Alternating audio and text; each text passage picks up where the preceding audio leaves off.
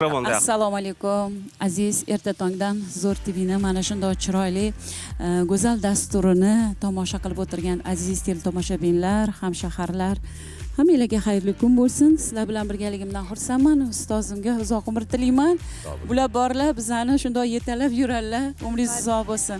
Sog' bo'lsinlar. Assalomu alaykum. Ba'zigina xijolat bo'ldim, Ra'no opa. Biz bilmadik-da endi Umidaxon siz shogirdingiz bilan kelishingizni. Gulli ikkita qilib qo'ymaganimizni qarang. Sal xijolat bo'ldi. Ikkita bo'lib olasizlar, xo'pmi? Albatta. Yaxshi keldingizmi Umidaxon? Salomatmisiz? Charchamayapsizmi? Kelayotgan bahorlaringiz muborak bo'lsin. Yaqinda mana qalay nishonladingiz tug'ilgan kun? Shuni aytib bering bizaga. Zo'r bo'ldimi? Mikrofon ustoz.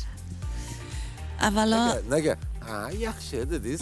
avvalo teatrimiz rahbariyatini, qolaversa o'sha ijodkor ustozlarimiz e'tibori uchun tashakkur.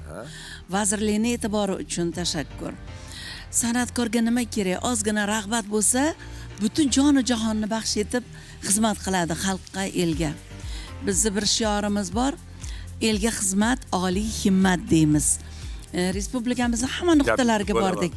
Gapingizga olaman. Elga xizmat, oliy himmat, uni yaxshi bilamiz.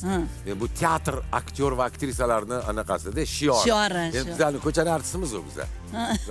Bizaniki yaxshi anaqa bilim ommaga, qism hammaga.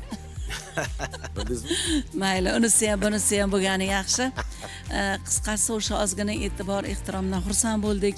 1995-yildan beri Yozuvchilar uyushmasining a'zosiligi munosabati bilan O'zbekiston Yozuvchilar uyushmasi xotin-qizlar bo'limini rahbari Farida Afruz tashrif buyurdilar, uyushmadan ular tabrik qildilar.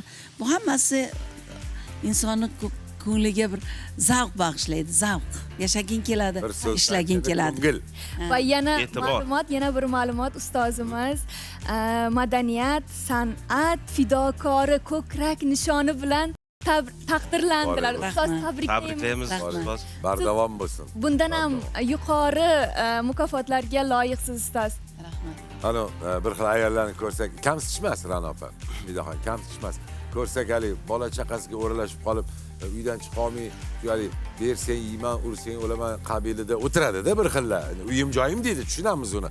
Lekin hozir zamon unaqa emas-da. Mana men Ra'no opamga havosim keladi. Aktrisa, shoira, tadbirkor, bolalarning navarlarining onasi, buvisi, qachon qarasang, kechasi ham, kunduzi ham tinmaysiz.